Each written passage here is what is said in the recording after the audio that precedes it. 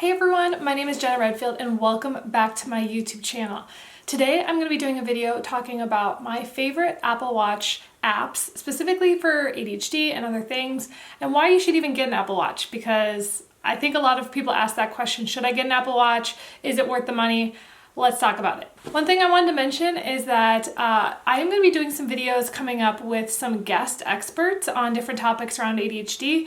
I'm not an expert on a lot of things around ADHD, so I would love to interview people who are. So if there's anyone in particular you want me to interview, make sure to comment below. I have a couple of people lined up and I'm really excited about some of the topics that are kind of unique. So anyways, let's just get to it. Make sure to subscribe, join our Facebook group, all the things below. So let's talk about the Apple Watch. So I got the Apple Watch about 4 or 5 years ago. I still have the same one. So this is, I believe, the Series 3. It was new at the time when I got it. I think we're up to Series 7 now. Obviously they get a little bit better each time, but honestly, they don't change that as much as you'd think. Obviously there's a couple new features every year, but the size usually stays about the same. The look stays about the same. And obviously you can update the iOS option or the watchOS options to get a lot of the new updates. So for me, I haven't upgraded in a couple of years. Mine does have some scratches on it, so maybe in the next year or two I'll get a new one. But honestly, I haven't found any issues to upgrade. So why did I get an Apple Watch? Now, obviously I am an Apple person. I have Macs, I have iPads, I have iPhones. So for me, adding this to my list of gadgets was important and something that I thought about for a long time. Honestly, the biggest reason I got it was for fitness. It's a great fitness tracker. You can track your steps, you can track your heart rate. All that stuff was really helpful. I was actually at Orange Theory at the time when I got my Apple Watch. And the moment I got my Apple Watch, I thought, why do I need to go to Orange Theory, which they use heart rate monitors? I was like, I could just now do it at home and see what my heart rate is on my watch. It doesn't make any sense. So I did. So I quit Orange Theory because I was like, I can track my own heart rate. I use an amazing app called Zones, which actually alerts you when you change in and out of different heart rate zones. And we'll talk about that when we get to the fitness section. So today I have my list here over here on the left on my computer. We're going to be talking about different reasons why you should use the Apple Watch and just different apps that you should check out, especially if you have ADHD or if not, you're just wanting to learn more about the Apple Watch. So the first thing that I think is the most important reason to get an Apple Watch is to help find your phone. Now, I don't know about you, but I lose my phone a lot around the house. I don't like lose it. I'm like, where did I put my phone? I'm pretty sure every person on the planet does that every day. So instead of having to call it, or maybe it's on silent, using the Apple Watch to actually swipe up from the bottom, there's an option where basically you can just click like alert my phone or have my phone make a noise. Because some people use the Apple Watch app, where it's not able to be used without your phone. So one of the things that actually you can also set up is alerts if you leave your phone behind. This actually happened to me yesterday. I was at an outdoor fitness class and all of a sudden I got alerts that my phone has been left behind. They have these new things and I was like, wait, my phone's like right there. So if you get within 30 feet of your phone, it'll make that alert. So that is helpful so that you don't like lose your phone, which I always get very scared about because I also have my wallet on the back of my phone. So for me, having the Apple Watch allow me to find my phone is a huge, huge benefit. It is by far my most used part of my Apple Watch, and I use it multiple times a day. So if you're constantly losing your phone, this is a really great solution. Another thing you can do on the Apple Watch is you can use Siri. So if you want to ask Siri something, add something to your calendar, add something to your reminders, you can use Siri. All you do is you just hold it down and it turns Siri on. I don't use this super often, but it is something you can set up. All right, this one is one that I've only started using within the last year, and that is using your Apple Watch to pay at checkouts. So you can do this at anything from Target to the gas station. I actually used it at the gas station once. If you have Apple Pay set up on your iPhone, you can use your watch and not have to grab, like for me, like at Aldi is the best because I'm like trying to get all my groceries.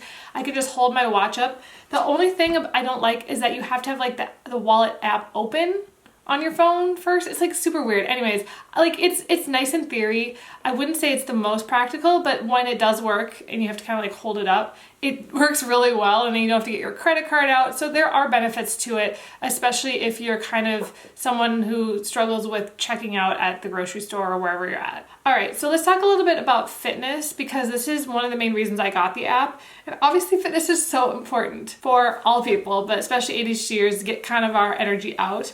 So a couple different apps that I use. One I mentioned before is Zones. That is probably my most used app when it comes to fitness, because I actually get to see what zone my heart rate is in, and you can actually see it on your watch. It's a free app. Some other ones that I use, you can also track your sleep. You will have to figure out when you're going to charge your phone. I usually charge my phone overnight, or sorry, my Apple Watch overnight, but there are times where if I haven't been sleeping well, I will sleep with the watch on just to track my sleep. Now, they're not the most accurate in the world. I've definitely seen some inaccuracies with that, but it is helpful to see like what your heart rate is at certain points of the night. So there's a couple of them: Sleep Watch, Pillow, Sweepy, Rise, Sleep Cycle. There's a ton of different free sleeping apps that can help with sleep. Another app that I use a lot on my phone, which I don't know how it works with the Apple Watch, because again, like I use this to help with count my steps. But there's an app called Steps app that I actually have a widget on my phone that shows me how many steps I've taken. However, that's using the iPhone. So I'm not sure how they talk to each other, because I've looked at it on my Apple Watch and it's different than my phone. So I'm like, I don't understand. So basically they must have their own systems, but basically I can see how many steps I've taken through this widget, which is really helpful if I'm trying to get more steps in. Fitness, obviously there's a ton of fitness apps within the internal system. So the Apple's version of the rings, you've probably seen them in the commercials. You can try to, 30 minutes of exercise. You can set your own goals, which is really helpful. All right, let's talk about some productivity apps, because that is the one that people are probably the most curious about. One of the things that I like to do a lot, and it's something that I have just kind of started doing with the Apple Watch, is I'm a big fan of the app Otter, which allows me to transcribe, and it literally like transcribes everything I'm saying. But what I didn't realize is that there is an app that does that, because Otter doesn't have, which I think is so dumb, doesn't have a Apple Watch app, but there's an app called Drafts that actually does a very similar thing to Otter. So if you open up the Drafts app, you can actually use the text to write. And then what's cool is that you can actually have it automatically go onto your computer's version of the Drafts app. So it's a free app called Drafts, and it's great for like writing, or if maybe you're on a walk and you have an idea, you can use the Drafts app to just, talk to your watch and say, oh, this is the thing I want to remember for later. So I recently started using it. It's definitely new for me, so I haven't tested it too much, but from what I've done so far, it's been really great, and I definitely recommend it. For those of you who like to-do lists, obviously Notion unfortunately does not have an Apple Watch app, which I think is sad, but there's some other ones that do. So for example, Todoist, TickTick, and Things 3. They are all apps that are available. Todoist, I think, is the only free one. Actually, TickTick might be free as well, but Todoist is probably the most common one. What's cool about Todoist is you can actually embed it inside of Notion. So if you wanted to use that as more of your to-do list than Notion, that could actually be a really great option on the Apple Watch as well. It'll just basically alert you when you have a to-do list item to do. I personally just use reminders on Apple, so that's how I kind of, especially for like certain times of day, I use the reminder app more than anything. A couple other apps, Productive is another one that has an Apple Watch. And then also, if you're trying to focus, there's one called Power Focus, which is a Pomodoro app, which means it's a 25-minute timer to focus for 25 minutes. Obviously with ADHD, that can be a struggle a little bit, but I think it's a great app, especially if you like to do the Pomodoro method. So Power Focus is one. Another one is Timers Plus. It's another great one for timers. I usually, again, just use Apple's version of timers, but this is another option. And then obviously, like I mentioned, the Reminders app. I use this a lot on Apple. I'm trying to get better at using it for a lot of things, but it's nice because it's like your second brain. It reminds you of things at certain times of day. So that's a really awesome one as well. I might be doing a video at some point in the future on the Reminders app. I think that would be a great one, because that's one that is, again, so easily accessible by everyone.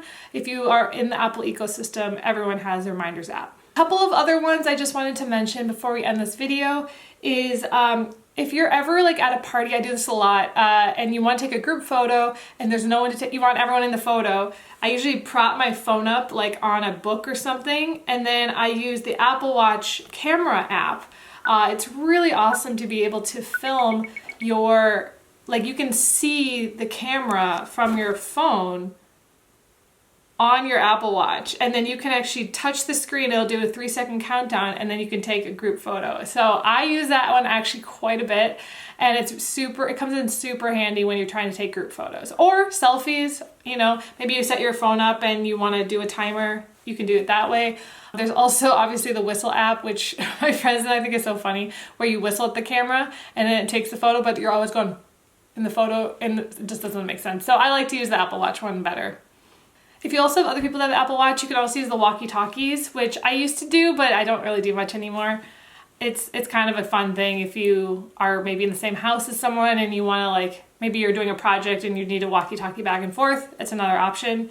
And the last one that's really important is UVI Mate. So this is an app that actually tells you how much sun or UV rays are coming down, especially great now for summer. You don't want to get skin cancer, so make sure that you're applying your sunscreen. It tells you like whether or not you should be inside or outside, depending on how like the sun's rays are. So that's a good app. I use that a lot. I also use the widget on the iPhone. You just gotta be careful outside when the sun rays are shining down and not get too sunburnt, or like me, I'm so pale. So the sun is very, very damaging to me. So I definitely want to make sure that I'm protected. So those are the apps that I would recommend. So I guess my recommendation is to get an Apple Watch.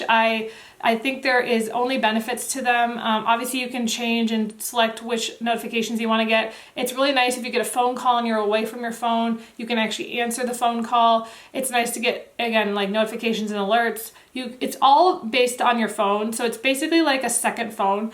I will say, you know, if some people get very distracted by their phone, maybe Apple Watch is not the best for you, but for me, I find that it's really just a benefit. There hasn't been a lot of negatives to it for me, so if you're looking to get one, it's my recommendation for smartwatches. If you're on the Android system, I'm sure there are similar watches as well, but this is just my review. So hope you guys enjoy this video, and I'll talk to you next week. Bye!